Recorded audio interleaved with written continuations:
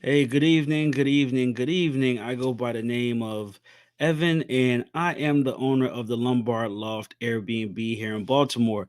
And so, this video that I'm doing is explaining how I became Baltimore's number one Airbnb host. And so, it wasn't a plan.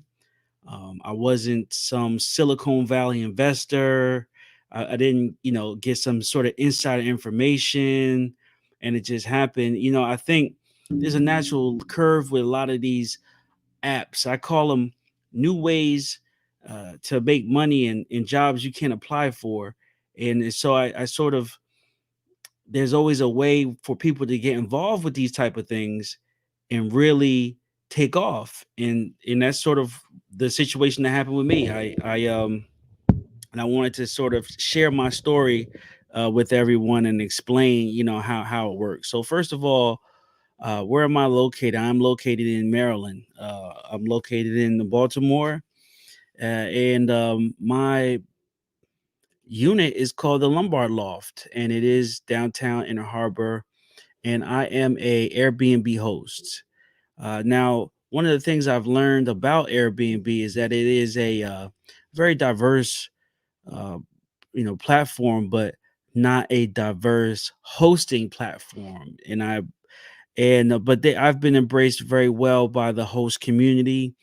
And if you are also a host, I definitely want to say, what's up and hello, because that definitely puts us in the same uh, family, in the same hosting group, because it is a different world where you host from. And one thing we can all have in common is uh, this thing of ours, which is Airbnb hosting. And it's something that I got into just looking for normal ownership. I do believe in ownership. My parents owning a home, my grandparents owning a home. So of course, the only next natural step would be for me to look for home ownership, and I was able to. And when I got the property, I came across a lot of information on home ownership, and I definitely did my research, and I definitely recommend everyone else do their research as well. I joined a program here in Maryland for Harabelle Home Services, and it's basically like a program where they break down state funded too, and they just sort of go over principles for purchasing and buying a home and just being responsible with your home, so that way you can build up the community. Now, I took that program and a lot of good information that some of it I already knew. I'll be honest, some of it I already knew. I'll say a lot of it I already knew, but I could see where their heart was, so it ended up working well. But then once I got the ball rolling and found a place, I was shocked because I wasn't familiar with that in between. People saying they're looking for a house and actually getting a house. And that was the process that really, really, opened my eyes to the bigger world. It was sort of like, just wool pulled out from under my eyes. It's just about how detailed that microscope is that they're willing to pull out at any given time. I was able to get a pre-approval, and then I went on a couple of scouting locations for homes with my realtor. And the first property I saw, there was a line of people outside, and I was just like, wow, this is really my first time into the home buying process. I doubt I'll beat out these people. And I'm not gonna lie, I started to go home right there, like, all right, you know what, I'm done. But then I thought to myself, is I'm here and I'm not trying to waste my time. Let me look at the property, and especially since my realtor was there, and I was like, let's talk to the owner.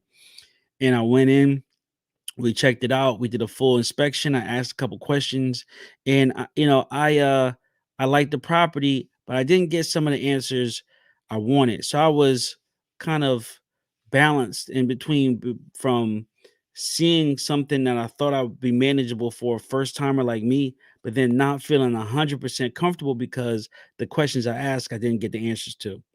So I decided to make an offer, and to my surprise, I won the offer.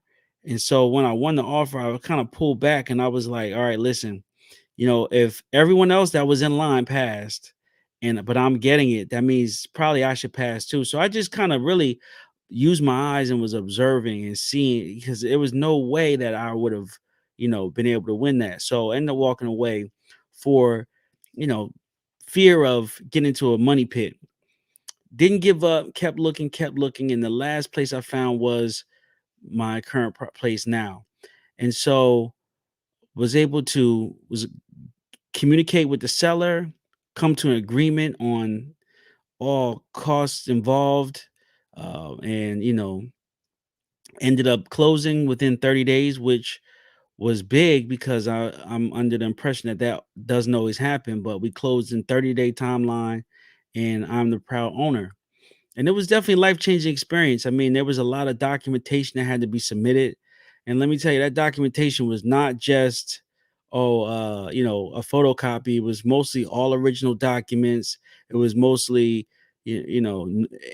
accurate information to the dollar, bank records from starting at a certain date, and had to be, no evidence of Photoshop, so it has to be time stamped. I mean, just a lot of information like that. Everything from your past credit history has to be explained.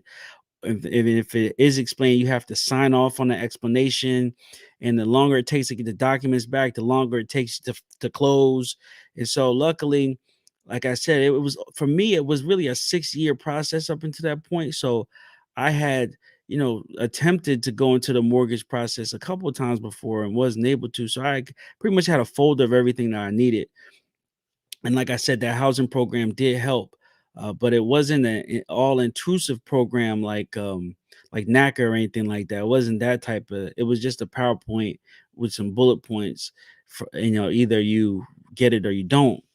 And so at that time, I was pretty much approved. I had the keys, and then now I'm thinking, all right, so now what am I going to do? Of course, it was a move-in ready, but the place was not date was needed to be updated. So I got a couple things here. So what you're seeing here is the Airbnb page, and I'll come back to this. I want you guys to see the property before, and then I'll show you the upgrade. So this was the before. So let me see. I'm going to uh, bring it up on this here, and so this would be pretty much the before.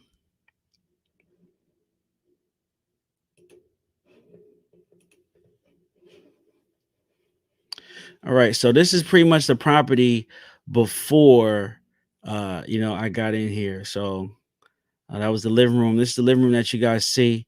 I mean, nothing bad at all. I mean, when you get into some of these real rural areas like Maryland, Baltimore, you'll see it's pretty much cookie cutter type of house. I guess they called it a shell because this, in essence, could all be hollowed out.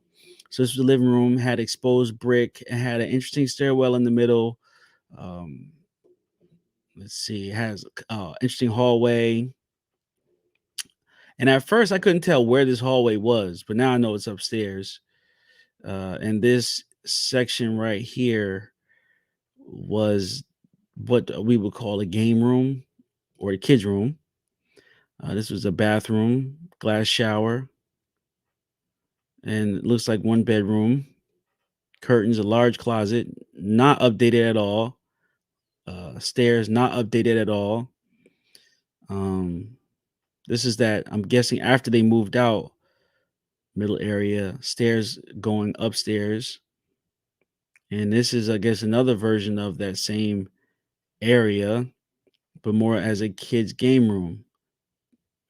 Now, this is the second bathroom, and this is the lower level, and this is the lower level as well. So you see the basic wood cabinets, exposed brick, yeah, but just not updated to where someone would say it was updated. Laminate floors, exposed brick, and so that was before. Um, that was before I moved in, and so now I wanna show you sort of what I did when I moved in, and I'll go back to the Airbnb page. Okay,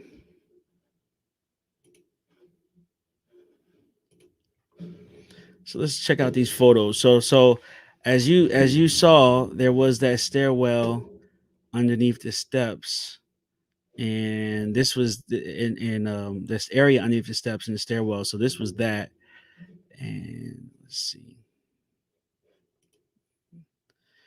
And I just, I found out about this app called Pinterest. Are you guys familiar with Pinterest? I know you are, but just trying to upgrade a space or update is a big task because you have to have an eye for that. Luckily, I had some help. My wife helped me, and luckily, I was able to put some good color patterns together and make a modern look from, this historical home. I went with peel and stick wallpaper, and I pretty much covered this area, and I'd covered the whole thing, but I guess I could have went for a look, maybe just a straight up, but I wanted to at least cover as much as I could since they give you so much. And then just like, small little uh additions like paintings and flowers, and this picture was taken around Christmas time, and here you have Christmas stockings and just little flair here and there from I'm sorry, Five Below, Dollar Store, Michael's Crafts, Hobby Lobby, different things that can give it a unique look. So we are in Baltimore, and there's a lot of pride in this place, in this town, this city. So we put Be More as one of the wall decors over the living room, and sort of that brings the space alive and makes it Instagrammable.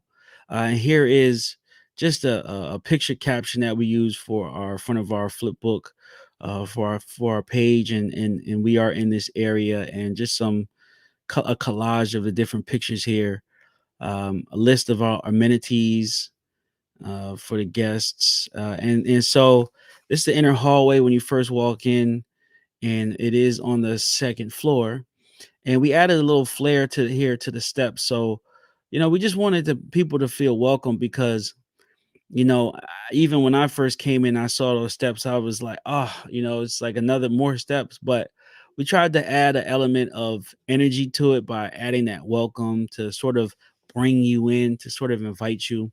And that's sort of what happened. And so we also added two decorative plants at the top, and then there's an area where they go that sort of goes to the bottom where you can sort of see the top of this boxwood hedge, and that's sort of inviting you and bringing you in on the stairs. And then we added a space so when you get to the top, you can rest your coat or your hat, or if you're going down, you can grab your coat and your hat. And this sort of opens up into the rest of the house, and then there you have the look back down the steps, and then as you can see, this wall that turns into a railing, covers the dining room and then over into the living room. And so the dining room is very spacious, brick exposed, and has a overhead chandelier. And we use that as this little corner area as a little bar area. So a little decorative bar, but no, we don't offer any drinks. And then it is strictly a BYOB place. And then just try to take as many pictures as getting the space because, at first when I posted my listing, I got a ton of, you know, um, the pictures don't do this place justice, and I think that's part of the journey. And even if I was to hire a photographer, and I've done this before where I've hired photographers, and the first thing the photographer has said to me is, okay, well, what do you want me to shoot? And it's really hard to get a photographer where that just comes in, can see the vision as you decorate it and be able to catch that. So I kind of did the opposite. I kind of took pictures of the space as I updated and let it naturally evolve. Like you'll see in this picture, I have a smaller plant, a real plant there. And then what you'll see later is it'll evolve and you'll see a bigger faker plant there to fill up more of the area. And I'll have another picture there. And then I had the the flower pot on the ground. A couple of days, a weeks go by. You know what? Let me add a riser. Added a riser there to it. I had this brick wall, as you can see. Oh, let me add a small sign to it. Like, just let me add a lot of eye points for when you first come in. I mean, it looks like a well put together space, and so with candles and, plants and just as much home feel as you can possibly get.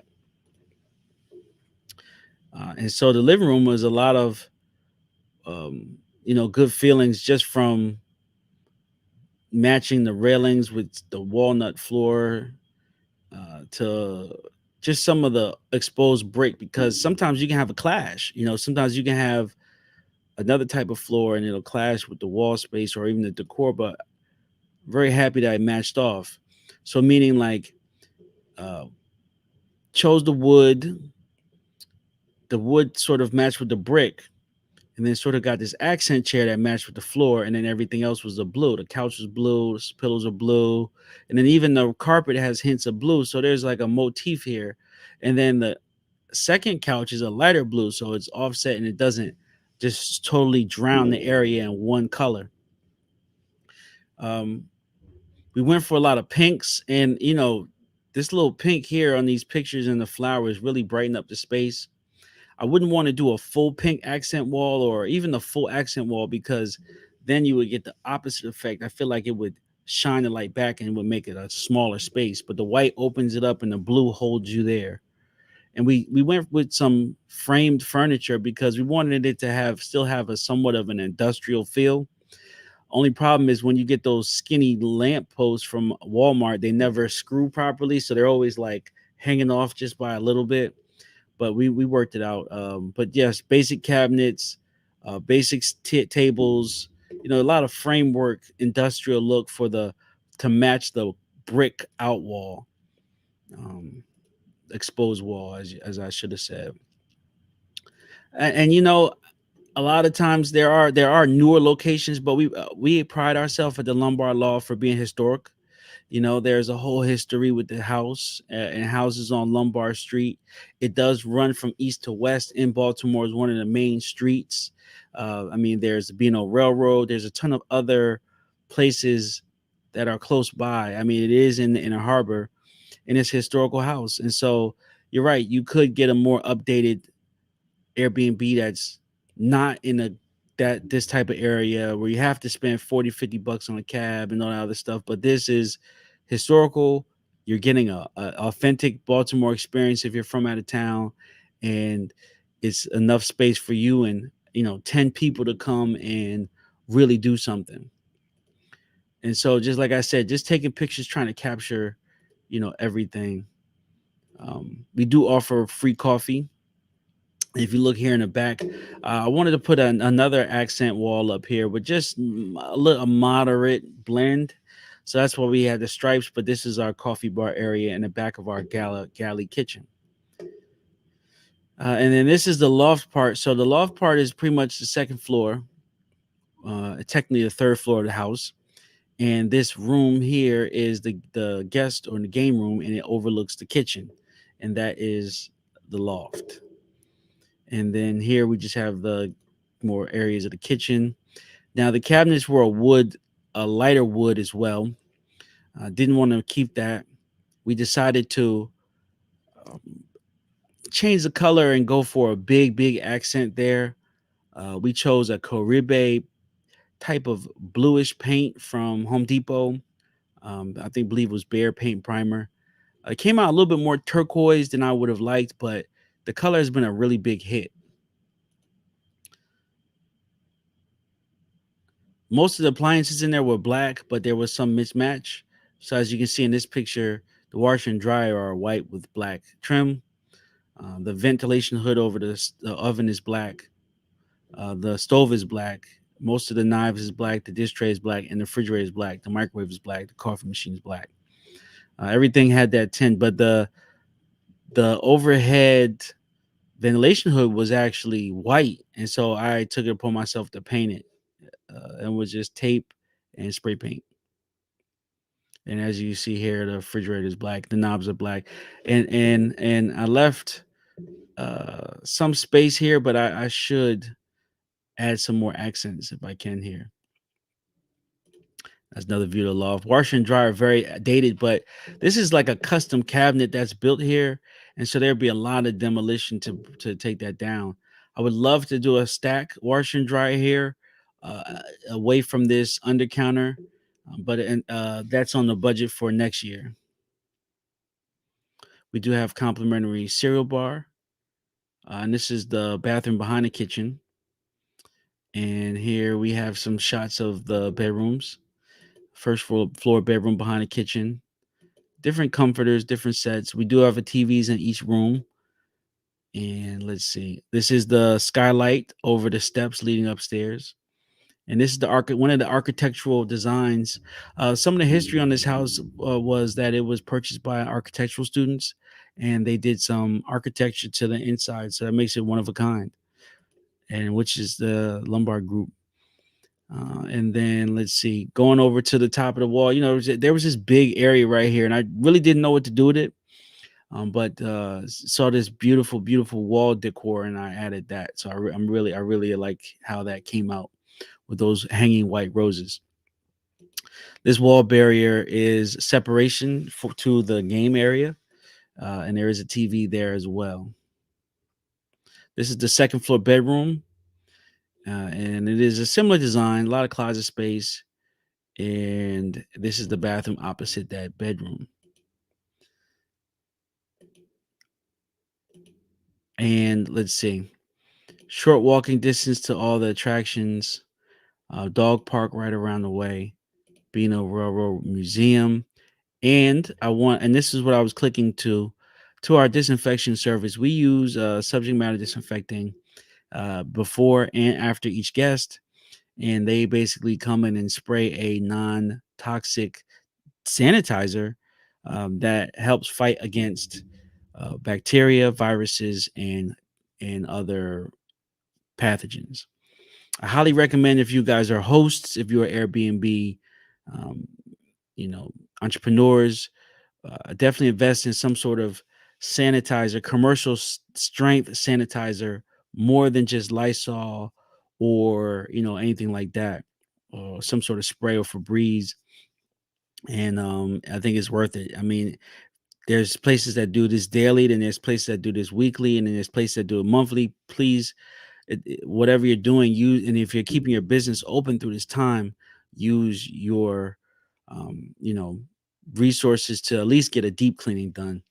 Contact subject matter disinfecting at yourcovidcleaners.com, and tell them Evan sent you, and that's for real.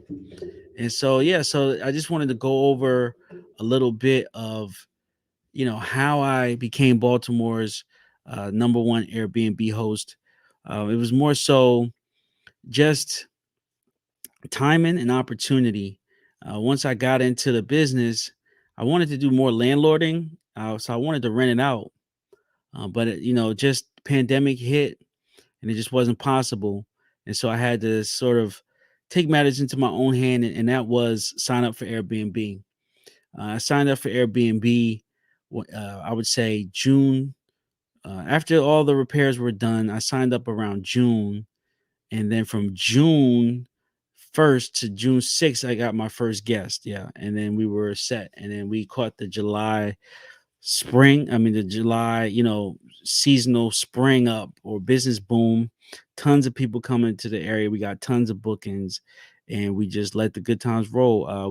We did that, just that, did business. We dealt with guests directly. We adjusted our prices. We cleaned. We hired cleaners, and we took it serious. And I think an example of our business just having a great location and us mimicking that also good business really kept us at the top. I mean, I believe that we were early in the area. I believe that a lot of people, and that's what got us to at least be a more visible property in the area. I mean, we were able to just with pure size alone of the place, we're able to raise the prices to accommodate more people. So I'm very blessed. I'm very humbled. There's a lot of hard work that goes into this. This wasn't just something where, you know, uh, just fell into my lap. It was something I had to work towards. Like I said, 6 years credit building, 10 plus years working corporate professional job.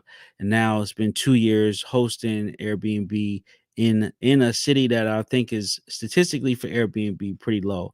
But I appreciate every guest, every person that been a past guest and books my place, or even takes a second to look at it. I appreciate it because, as you see, there's a lot of hard work that goes into this place between me and my wife. So thank you guys for checking out this video, and check out our Instagram page at the Lumbar Loft, and message me if you got any questions. Let me know in the comments. I'm gonna try to post more Airbnb videos. So take care, and also have a good day.